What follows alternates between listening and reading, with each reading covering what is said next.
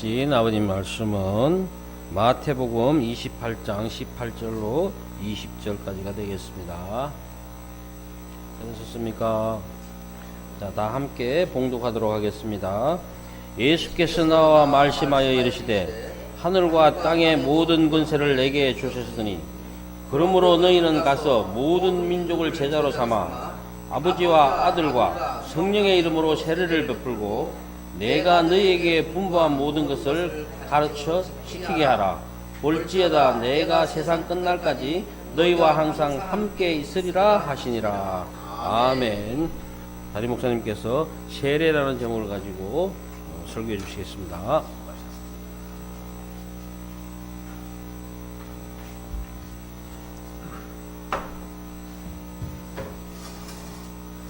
할렐루야. 오늘도 좋은 날입니다. 주님의 사랑과 은혜와 능력과 복주심이 여러분 모두와 함께 하기를 바랍니다. 오늘 이 시간 우리 6번째 시간으로 세례라는 제목을 가지고 함께 은혜를 나누도록 하겠습니다. 먼저 찬양 하나 합시다.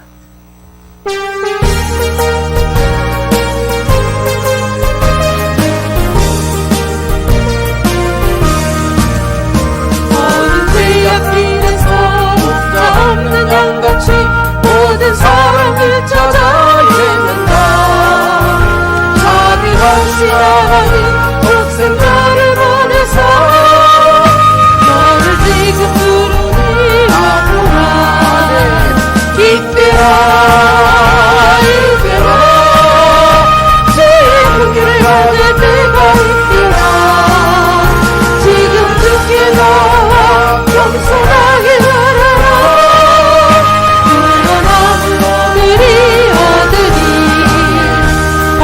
십자가 위에 달려 돌아가신 주 다시 살아나셨네. 기쁘다. 죄인 구원하실 때 어서 듣게 나와. 주신 은혜 구하라 구하라. 아멘. 이때라 주의 공의를 받을 때가 있더라. 지금 듣게 나와 겸손하게 살아라. 구원하는 아들이 얻으니 주의 귀한 말씀에 영원 생명 있나니 주님 나를 용서해 주신다. 주가 부르실 때에 힘과 정성 다하여 주의 은혜 받으라 받으라. 아멘. 이때라 주의 공의를 받을 때가 있더라. 지금 죽게 나온다. 겸손하게 살아라. 구원함을 얻으리 세월 빨리 흐르고 세상 친구가 된대. 나의 영원함을 벗겨나도 주의 구원 받으면 천국에서 영원히 주와 함께 살리라. 아멘. 이때라 주의 공의를 받을 때가 있더라. 지금 죽게 나와 겸손하게 살아라. 구원함을 얻으리.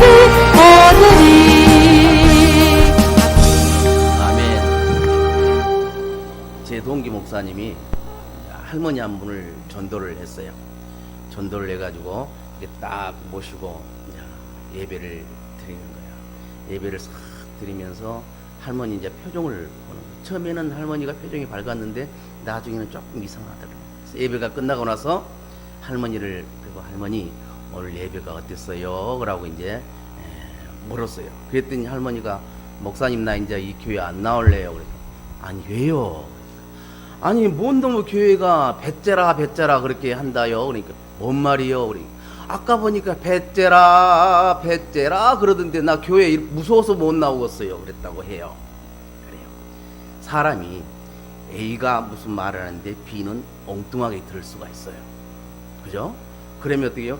내가 전달하는 그 의미와 전혀 다른 쪽으로 갈 때가 있단 말이죠. 하나님도 우리에게 어떤 메시지를 이렇게 주고 있는데 우리는 그 메시지를 제대로 이해를 못하고 받지 못하고 곡해해서 엉뚱하게 이렇게 살아갈 때가 많습니다. 결국 그 할머니도 그래도 굳건히 나와서 이제 세례를 받고 목사님을 위해서 지금까지도 기도하고 계시다는 그런 간증을 들었습니다. 그래요. 참된 교회는 교회의 특징은 말씀과 성례에 있습니다. 그래서 말씀이 하나님 말씀, 세상 그러니까 사람 말이 아니라 성경에 나오는 하나님 말씀을 주제로 해서 설교를 해 나가고, 그 다음에 세례와 성만찬이 있는 교회가 참된 교회입니다. 성례라는 것은 세례와 성찬을 말하죠. 성례는 기독교의 예식 가운데 가장 은혜가 임하고 하나님의 복이 임하는 그러한 예식입니다. 세례는 성도가 처음으로 나는 하나님의 자녀입니다 라고 고백하는 첫 번째 예식이고, 평생 신앙생활을 하면서 딱 한 번만 하는 것이 세례입니다. 그래서 여러분들은 다 세례를 받으셨어요. 그런데 어떤 사람들은 교회를 옮겼다 해서 그곳에서 다시 세례를 받으려고 하는데 그것은 잘못된 겁니다. 한번 세례를 받았으면 다시는 세례를 받지 않습니다. 교단을 옮겨도 마찬가지입니다. 성찬이라는 것은 성도됨을 확인하고 하나님의 가족됨을 확인하는 그런 예식이 됩니다. 교회가 행할 때마다 참여해서 복된 은혜를 받아야 하는 거예요. 원래 성만찬은, 성찬식은 한 달에 한 번 정도 해도 아주 좋습니다. 예수 그리스도를 기념하는 그러한 성만찬이 되기 때문에 우리는 한 달에 한 번 하는 것도 괜찮습니다. 마스크를 모두 벗을 때는 우리 교회도 제일 먼저 성찬식부터 할 예정입니다. 세례라는 것은 예수 그리스도 부활하신 후 곧 속죄 사역을 안성하신 후에 제정하셨어요. 마태복음 28장 18절로 20절 오늘 읽은 본문입니다. 예수 그리스도 제자가 되려는 사람은 누구나 할 것 없이 새로운 관계에 들어가는 표로 세례를 받아야 돼요. 즉 세상 속에서 살다가 하나님 품으로 온 상태에서 하나님과의 관계를 내가 이제 나타내는 것이 세례라고 생각하면 돼요. 그래서 성자 되신 우리 예수 그리스도를 기념하지만 성부 하나님, 성자 하나님, 성령 하나님 삼위일체 하나님 이름으로 세례를 받는 겁니다. 그래서 세상 속에서 이제는 하나님과의 관계 속으로 이어져 가는 거예요. 옮겨가는 거예요. 그것을 우리는 세례라고 하는 거예요. 구약에서 세례의 의미는 할례였어요. 하나님은 아브라함을 선택하여서 자기 백성을 삼았어요. 하나님은 아브라함을 자기 백성으로, 아브라함은 하나님을 나의 하나님으로 언약하는 그런 예식이 할례였어요. 할례란 게 지금 말하면 그걸 뭐라고 해요? 한번 포경수술을 할례라고 해요. 그때는 돌칼로 이렇게 베었어요. 그래서 모세의 아들들을 할례를 안 해가지고 하나님이 죽이려 하니까 그 모세 아내 십보라가 돌칼로 두 아들을 할례를 하여 아들이 죽지 않게끔 만들었던 사건이 구약에서 나오게 됩니다. 세례라는 것은 물에 잠긴다, 씻는다, 씻어서 정결하게 한다는 뜻이 있습니다. 세상 속에 있는 모든 죄를 이제 하나님이 허락하신 그 물에 잠기고 아니면 그 물에 적셔져서 이제는 깨끗이 씻음을 받는 거예요.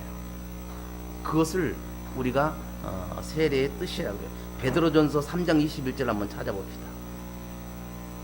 베드로전서 3장 21절 먼저 찾으신 분 한번 읽어주세요. 베드로전서 3장 21절.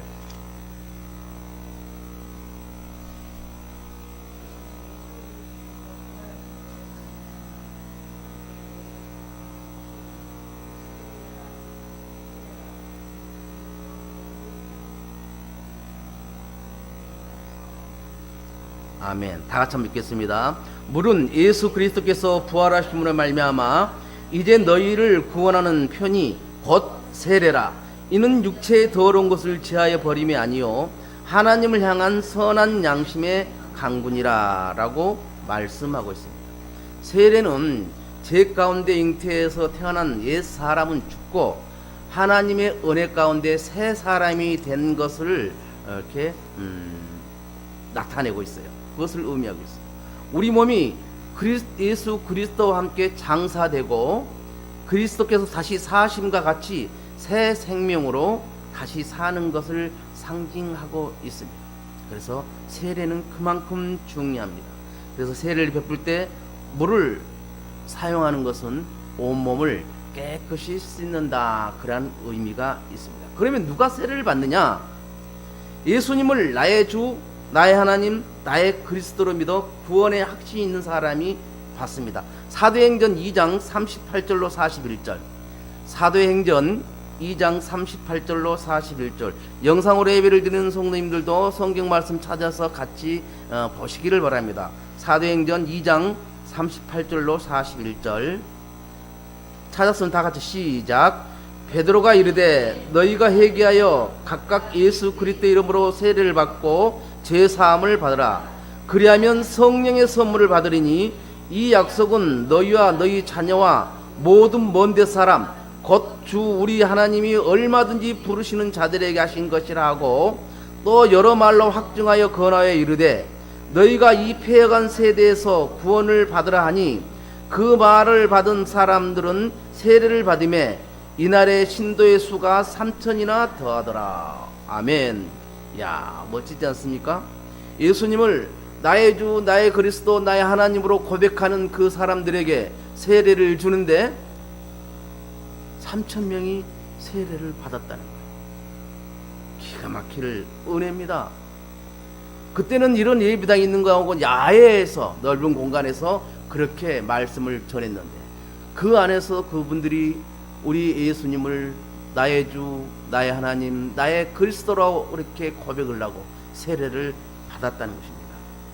요한복음 5장 24절 한번 읽읍시다. 요한복음 5장 24절.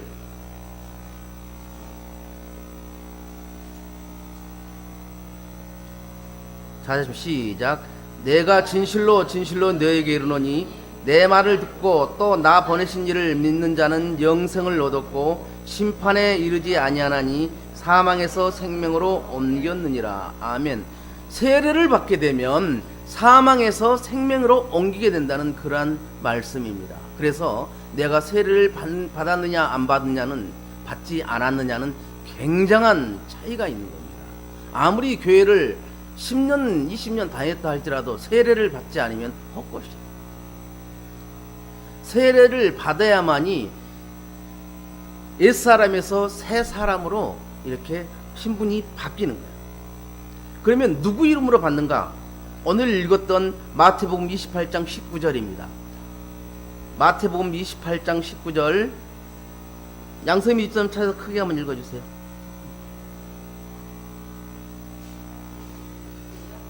(28장 19절)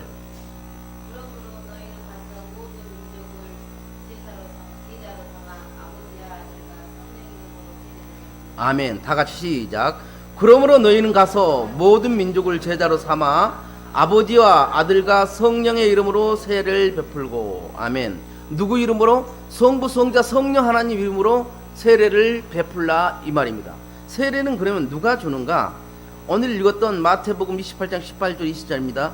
예수께서 나와 말씀하여 이르시되 하늘과 땅의 모든 권세를 내게 주셨으니 그러므로 너희는 가서 모든 민족을 제자로 삼아 아버지와 아들과 성령의 이름으로 세례를 베풀고 내가 너에게 분부한 것을 모든 것을 가르쳐 지키게 하라. 벌자다 내가 세상 끝날까지 너희 항상 함께 있으리라 하시니라. 세례는 요즘은 목사님들이 이렇게 세례를 줍니다. 왜 그러냐면 성부, 성자, 성령 하나님으로 선포하는 그런 권위가 있기 때문에 목사님들이 주는데, 구약 시대 때, 신약 시대 때는, 그때는 신약 시대 때는 집사 이상들, 그러니까 안수 집사 그 이상들이 세례를 줄 수가 있었어요. 그리고 어떻게 받았냐면 물로 이렇게 받게 된 그 전에는 물속에 온몸이 잠겼어요. 최초의 세례를 우리는 성경에서 어디서 찾냐면,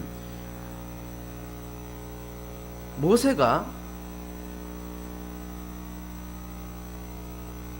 이 이스라엘 백성들을 이끌고 이제 출애굽을 하죠. 그러면서 강을 건너야 되죠. 그때 앞에 강이 다 막혀 있어. 갈 수가 없었어. 그래서 하나님께 기도를 했을 때 지팡이를 내밀어라. 그래서 모세가 지팡이를 내미니까 그 강물이 갈라졌어요. 바닷물이 갈라졌어요. 그리고 사람들이 통과를 했습니다. 애굽 병사들이 기병과 마병들이 달렸을 때 이스라엘 백성들은 모두 통과하고 다시 바닷길이 닫히면서 물이 잠기면서 그들은 모두 수장을 당하게 됩니다. 그 바닷길을 통과한 것을 최초의 세례라고 그렇게 표현을 합니다. 그래서 물로써 성부와 성자와 성령의 이름으로 세례를 받는 것입니다. 그 세례는 성령에 의해서 거듭남을 표현을 하고 있어요. 그러니까 내가 세례를 받음으로 인해서 거듭난 인생이 된다, 그 말입니다. 그래서 내가 어디서 세례를 받았는가, 그것을 아는 것도 기억하는 것도 굉장히 중요해요. 내 평생에 딱 한 번 받았던 세례, 그것을 어디서 받았는가, 그것을 기억하고 있는 것도 큰 은혜가 되는 겁니다. 그러면 왜 세례를 받아야 하는가? 로마서 6장 5절로 9절, 로마서 6장 5절로 9절.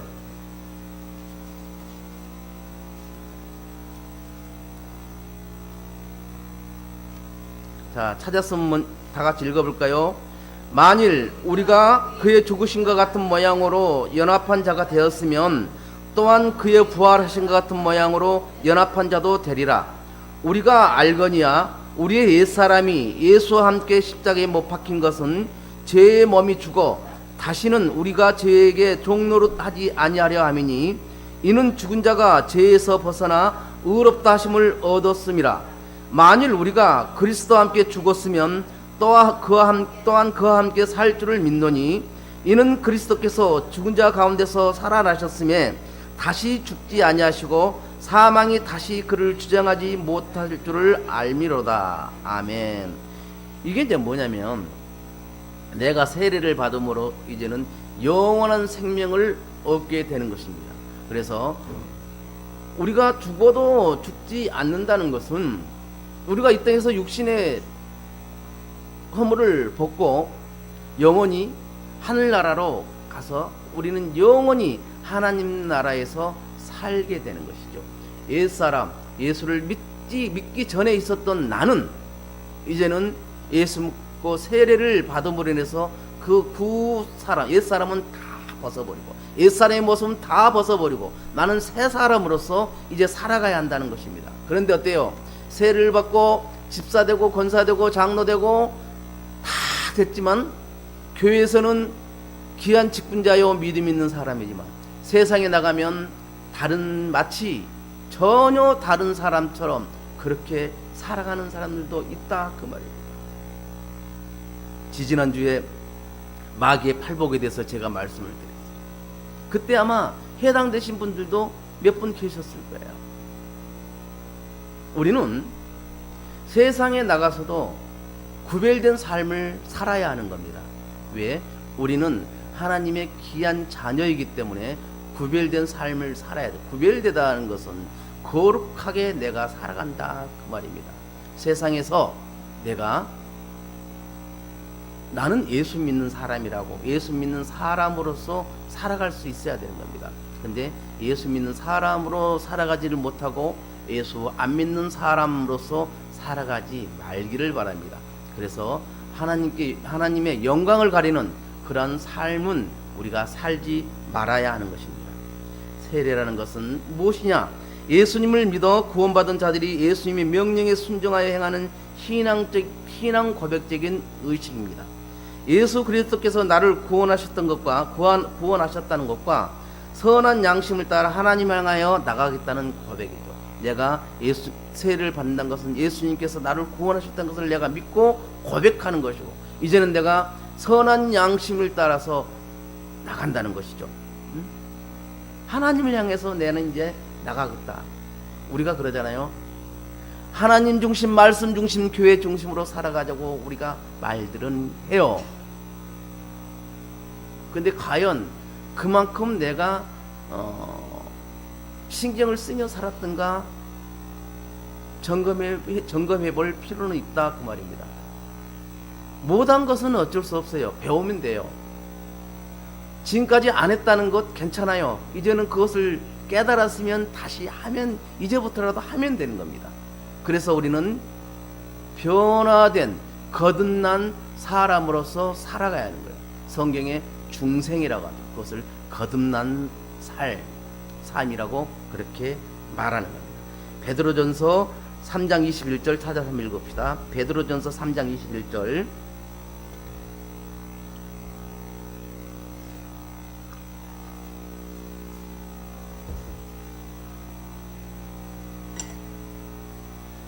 찾으신 분 읽어주세요.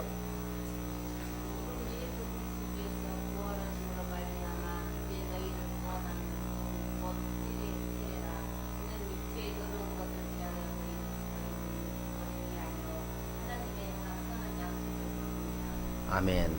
물은 예수 그리스도에서 부활하심으로 말미암아 이제 너희를 구원하는 표니 곧 세례라.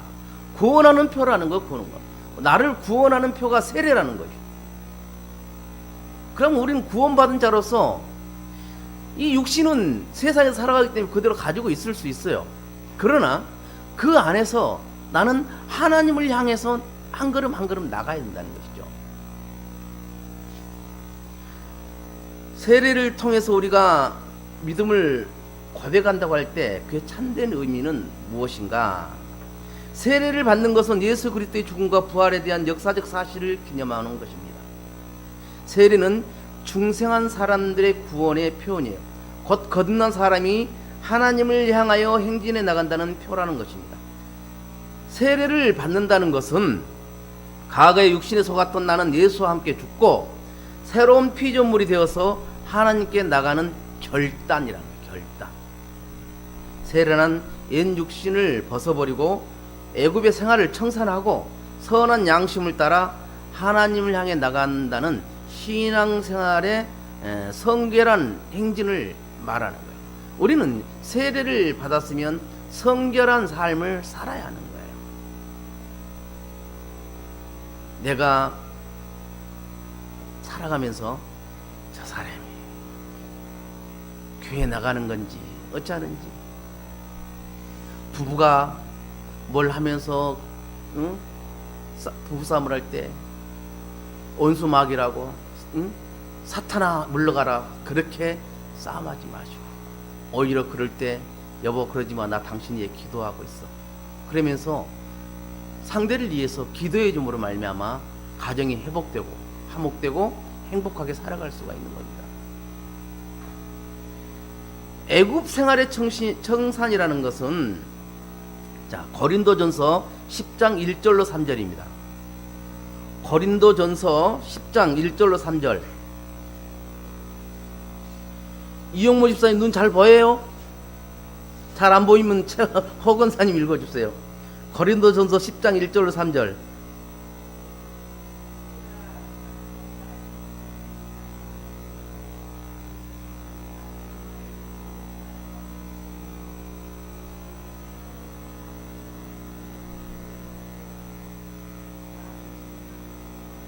아멘. 다 같이 한 목소리 읽습니다. 형제들아, 나는 너희가 알지 못하기를 원하지 아니하노니 우리 조상들이 다 구름 아래 있고 바다 가운데로 지나며 모세에게 속하여 다 구름과 바다에서 세례를 받고 다 같은 신령한 음식을 먹으며 이스라엘 백성이 홍해를 건넜던 것은 세례를 받은 것과 같다고 아까 말씀을 드렸어요. 홍해를 건널 때 이스라엘 백성은 살았지만 어때요? 뒤따라오던 애굽 사람들은 다 죽었지요.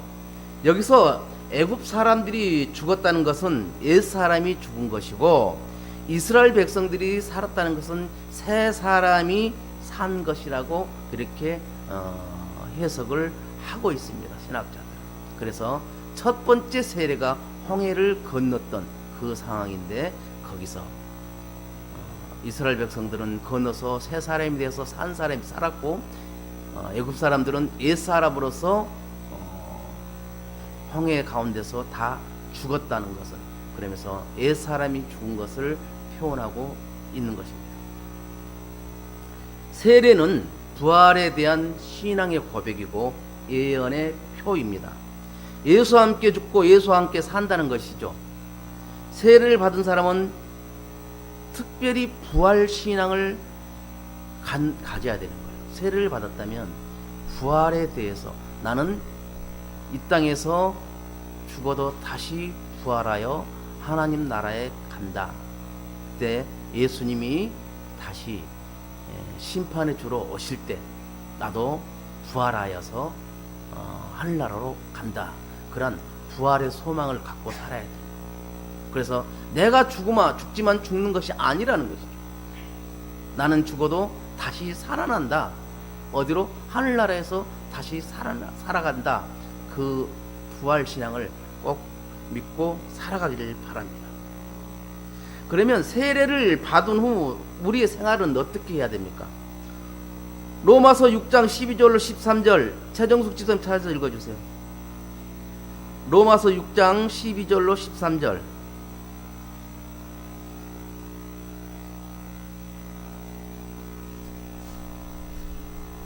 로마서 6장 12절로 13절.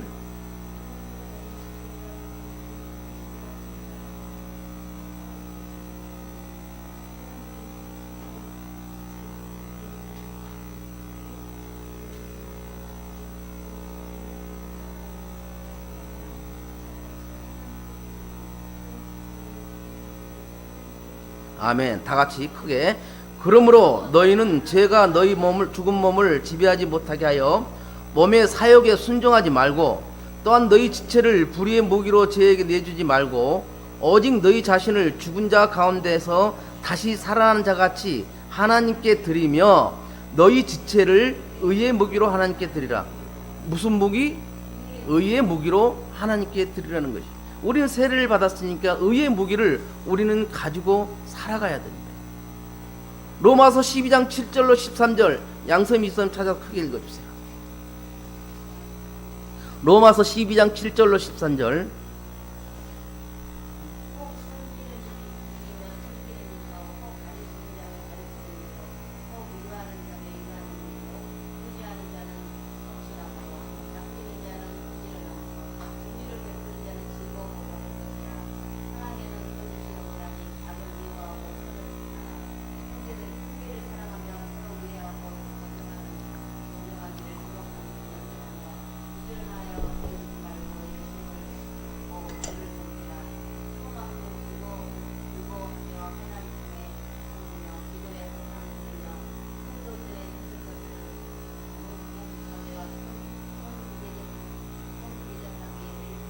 아멘.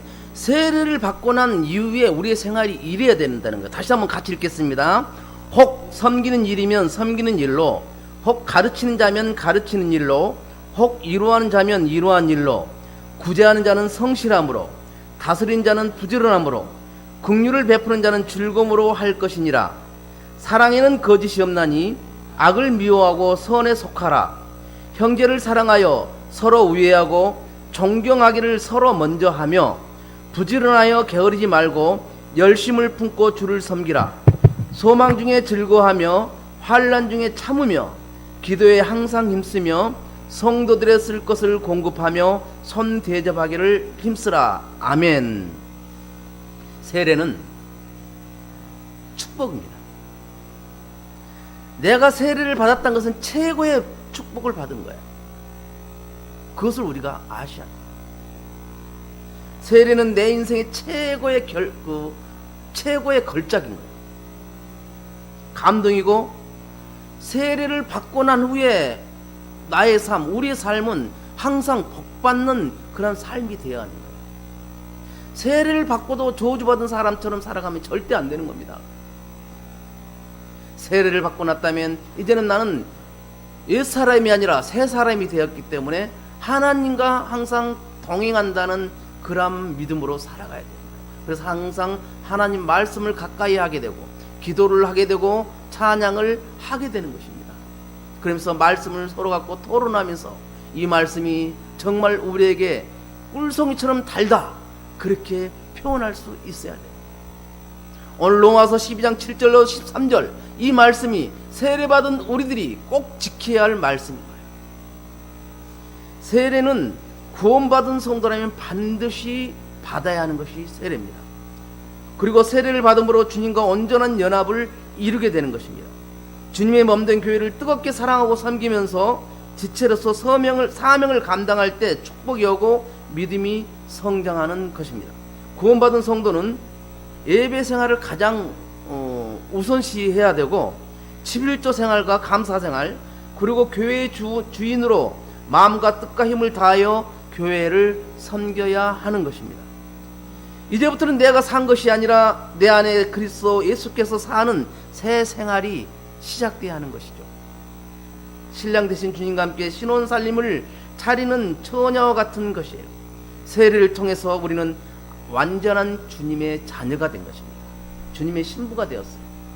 그러므로 교회 중심으로 생활하고 천국을 바라보면서 살아가기를 주님의 이름으로 축원을 드립니다. 기도합니다. 아버지 하나님 고맙고 감사합니다. 오늘 귀한 날 저희들이 허락하시고 오늘 세례라는 주제를 가지고 함께 은혜를 나눴습니다. 아버지 하나님, 세례는 구원받은 성도라면 반드시 받아야 하는 것이고 세례를 받음으로 주님과 온전한 연합을 이루는 것이라고 말씀드렸습니다. 아버지 하나님, 저희들이 이제는 옛사람을 버리고 새 사람으로서 하나님과 동행하며 하나님의 나라를 향해서 행진해 나가는 귀한 성결한 삶을 살아갈 수 있도록 도와주옵소서. 예수님의 이름으로 기도드리옵나이다. 아멘.